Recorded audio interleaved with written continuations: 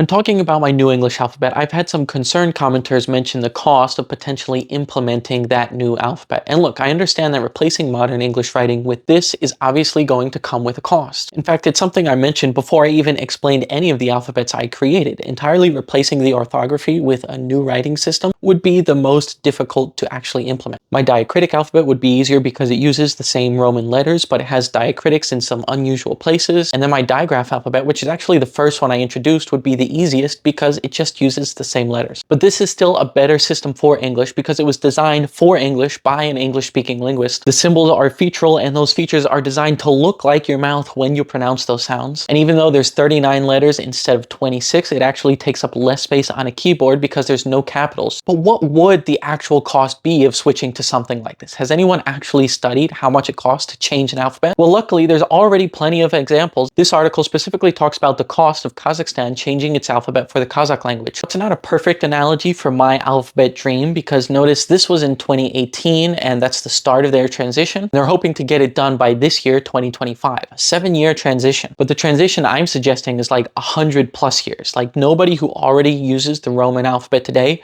would have to learn a new alphabet, except for the teachers who are going to teach future children the new alphabet. But that shouldn't be a problem because my alphabet's easier to learn because it's featural and phonemic. And another important difference is that while Kazakh is spoken by most people in Kazakhstan, even more people speak Russian. So not only are they changing the writing of Kazakh, they're also campaigning to make Kazakh the dominant language used by government instead of Russian, which of course English doesn't have to do. The government's budget for this transition is the equivalent of a bit less than 700 million US dollars. And about 90% of that would go to education and printing of the new alphabet. Again, that's over 7 years, and they're literally taking textbooks out and replacing them. I'm not suggesting we do that. I would just say that 3 or 4 textbook editions in the future, they can then print it with a new alphabet. All the ones that currently exist are still going to be used, and none of the people using those will have to learn a new alphabet. Only people who've already learned that new alphabet will eventually get textbooks with it. Another difference from the Kazakhstan situation is that they're doing this with the consideration that highly qualified people from the Russian-speaking majority might want to leave if their language starts being shunned by the government, which again wouldn't happen with English. And while they're reissuing all kinds of government documents, IDs, passports, laws, again, I'm not suggesting that. Your ID is going to expire anyway. Eventually, you're going to need new versions of these things, and